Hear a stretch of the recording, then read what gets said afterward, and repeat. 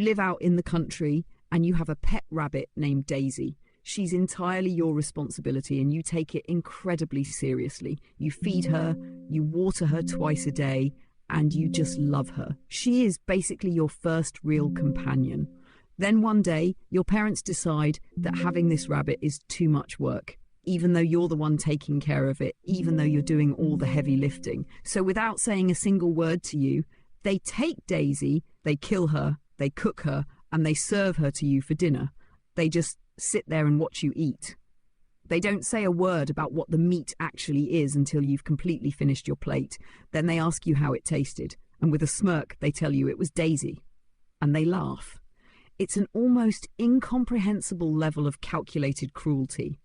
And it gets worse, because when you inevitably break down, when you start crying hysterically because you realise you've just consumed your best friend, they get angry at you. You ruined their joke. They punish you for crying and ruining dinner. Stories like that completely shatter the societal illusion we all hold about unconditional parental love, and they are far more common than anyone wants to believe. Over the past month, I read through 28 massive social media discussion threads, thousands upon thousands of survivor stories, and what I found was chilling. A broken grandfather clock used as an auditory tripwire to monitor a teenager's every movement. Literal hair contracts that young girls were forced to sign.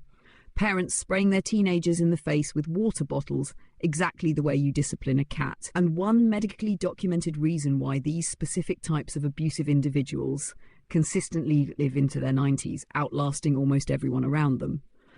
There is a hard biological mechanism behind it, and it explains everything. But to understand how they survive so long, we first have to look at how they construct their environment. The story about the rabbit is the ultimate violation of bodily autonomy. But the day-to-day reality in these homes is built on a foundation of insidious, constant violations of physical space. In reading these 28 threads, one recurring theme was the absolute criminalisation of privacy. Because when a parent views a child not as a developing human being with their own agency, but as an object they own, privacy isn't just an inconvenience, it's a threat. It is viewed as an active threat, an act of rebellion. We're talking about parents who flat out refuse to allow locks on any interior doors, bathrooms included. If a teenager locks a bedroom door just to cool down from an argument, the parent doesn't just pick the lock, they take the physical door entirely off its hinges, just completely removing the boundary. They confiscate computer keyboards when they leave the house to sever the child's connection to the outside world. But honestly, the anecdote that truly chilled me to the bone was the broken grandfather clock. The auditory surveillance system. It perfectly encapsulates the entire dynamic. A parent places this broken grandfather clock right outside a teenager's bedroom in the hallway. The clock is broken. It doesn't keep time anymore. But the internal chime is still there. They leave the chime active. The pendulum can still swing so that any movement inside that bedroom, just walking across the floor, shifting on the mattress, or even doing a push-up, vibrates the floorboards just enough to cause that clock to chime. It acts as a literal tripwire, and the parents would just sit out in the living room listening. If they heard that broken clock chime, they would immediately march down the hall, yank the bedroom door open, and interrogate the teenager about what they were doing. It's basically a prison guard tower. And the sickest part? The teenager actually figured out how the trap worked and detached the chime so it wouldn't make noise. And when the stepfather realised it was quiet, he furiously barged in, demanding the kid, quote, fix the clock and stop being a smartass, because the clock wasn't there to tell time. It was an alarm system to notify the parents that their property was moving without their explicit permission. Now, you might be thinking, aren't parents supposed to be a little nosy? Especially with teenagers. Isn't it a normal part of parenting to monitor your kid, to make sure they aren't doing drugs or talking to dangerous people online? Why isn't this grandfather clock just an extreme version of a strict parent trying to keep their kids safe? That is the exact defense these parents use. But there is a fundamental mechanical difference between protective monitoring and what we're observing in these threads. In developmental psychology, we talk about the concept of being watched, not seen. Normal, healthy parents watch their kids out of curiosity and a genuine desire to protect them. They want to discover who their child is becoming. It comes from love. If they check in on a teenager, they are looking for signs of well-being. But narcissistic parents monitor their kids as a data-gathering mission. They are not looking to understand you. They are scanning you for vulnerabilities. They are actively hunting for leverage. When a healthy parent looks at a teenager reading a book in their room, they see a kid quietly enjoying a hobby. When a toxic parent looks at that same kid reading a book, they are running a mental calculation. Was that book approved by me? Is the kid using this book to avoid doing the dishes? Is this book giving them independent ideas that might challenge my authority? They do not see the child's humanity. They simply watch for non-compliance. Imagine living like that. Imagine knowing that if you sigh too loudly in your own bedroom, or if you shift your weight on your bed, you're going to be interrogated for an hour. You are essentially living in a panopticon prison. You learn to shrink your physical presence just to survive. And that chronic hypervigilance is devastating to a developing nervous system. You are in a constant state of fight or flight inside the one place you are supposed to feel safe. But total surveillance isn't the end goal. Once a parent achieves that level of visibility through things like the grandfather clock, they inevitably want to control what they are seeing. They move from monitoring the child to actively customizing them. In the threads, survivors kept describing scenarios that felt like a theatre of the absurd. Because if the child is just an extension of the parent's ego, like a handbag or a luxury car, then the child's appearance and behaviour must be perfectly curated to reflect on the parent. Look at the white glove Saturday mornings. This wasn't just a few kids complaining about chores. This was pathological. We're talking about 7 and 10-year-old kids forced to clean the entire house for 6 hours every single Saturday. And not just vacuuming, running a literal white glove or a damp paper towel over baseboards to check for invisible dust, forcing kids to scrub a bathroom floor with a toothbrush.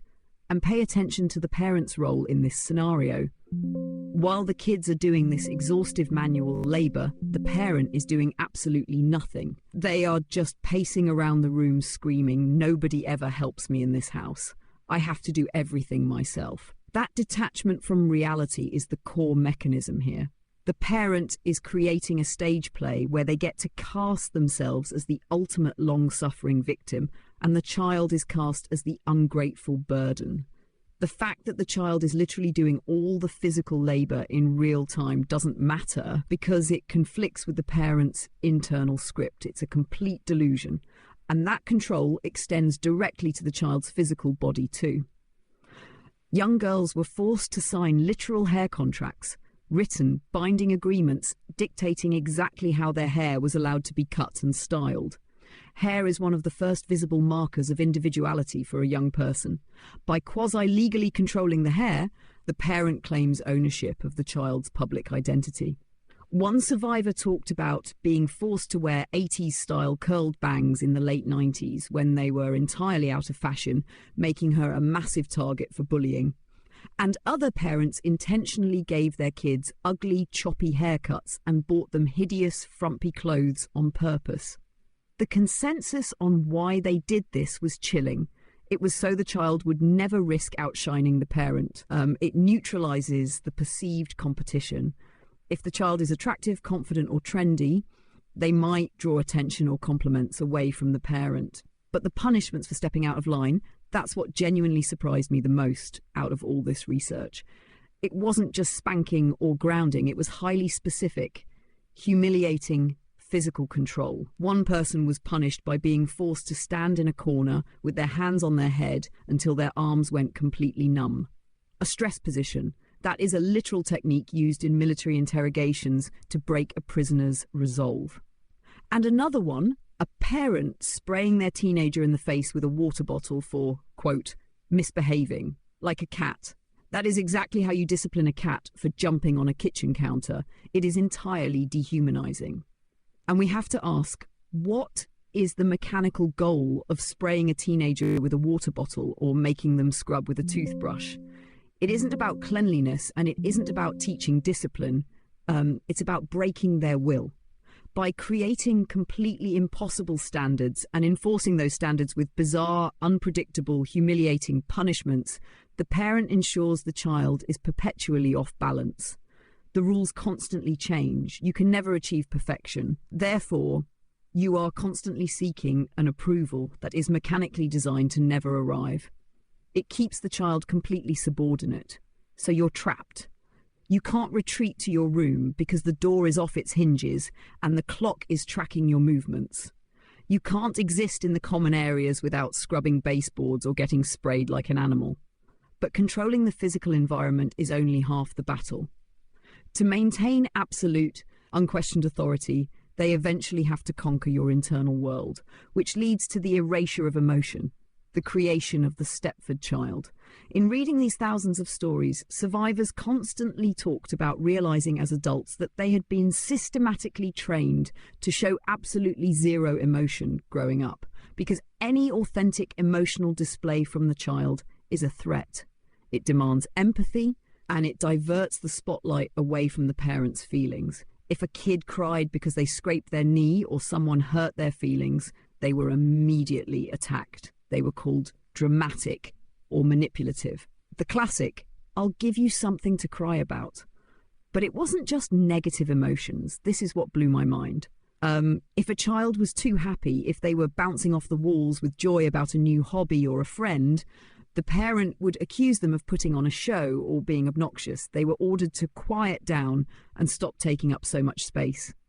Joy is incredibly dangerous to a narcissist. If they aren't the direct architect of it, it proves the child has an independent internal life. So the only acceptable emotion a child could display was a blank, neutral mask. It's like forcing a human being to use a customer service voice for their entire life inside their own home. You smile blandly, you agree, you apologize for existing, and you show no authentic internal reactions. A complete flattening of effect. Except in one very specific scenario, when the parent was actively attacking them during an interrogation, the parent actually wanted to see tears, because breaking the child down and forcing them to cry was the ultimate proof that the parent had successfully established dominance. They needed the tears to feel powerful. And if we look at the long-term mechanics of that customer service voice, the damage is enormous. We are talking about adults who physically lose the ability to cry, even at funerals. Adults who suffer from severe CPTSD. Let's define CPTSD clearly, because it came up constantly in these stories. It stands for Complex Post-Traumatic Stress Disorder. It is a specific type of neurological trauma response. Standard PTSD might stem from a single horrific isolated event like a car crash or a combat situation, a one-time trauma. But CPTSD develops from being trapped in an inescapable toxic environment for years on end, like a childhood home. It's the drip, dripped drip of daily psychological warfare. It fundamentally rewires the brain's baseline to expect betrayal, humiliation, and punishment. These survivors experience intense, crushing guilt just for having normal human moods, just for feeling things. If they feel sad, their brain immediately fires off a warning that they are being manipulative and toxic. They have completely internalized the abuser's voice. The parent doesn't even need to be in the room anymore. The child just polices their own thoughts. The panopticon moves from the hallway into their own mind, which begs a massive, glaring question. How on earth does a parent run a household like a psychological prison camp, policing hair, utilizing stress positions, suppressing joy, without a teacher, a neighbor, or an extended family member noticing and calling Child Protective Services because of the mask they wear in public? The absolute dichotomy between the private monster and the public saint, the communal narcissist. And the stories here were infuriating. You have a parent who literally runs a local cancer foundation, a parent who publicly gifts their old car to a struggling single mother on social media. They love an audience, a parent who drops everything to help the elderly neighbor sort out a complicated medication schedule. The entire town thinks they are an absolute angel. But then they go home, shut the front door, and systematically destroy their own child. They are essentially laundering their reputation. Because when most people hear the word narcissist, they picture someone grandiose, taking selfies, bragging about their wealth, demanding VIP treatment. But a communal narcissist's ego is fed entirely by being perceived as the ultimate savior and martyr. So the charity isn't real. The charity is a performance. It is a transaction.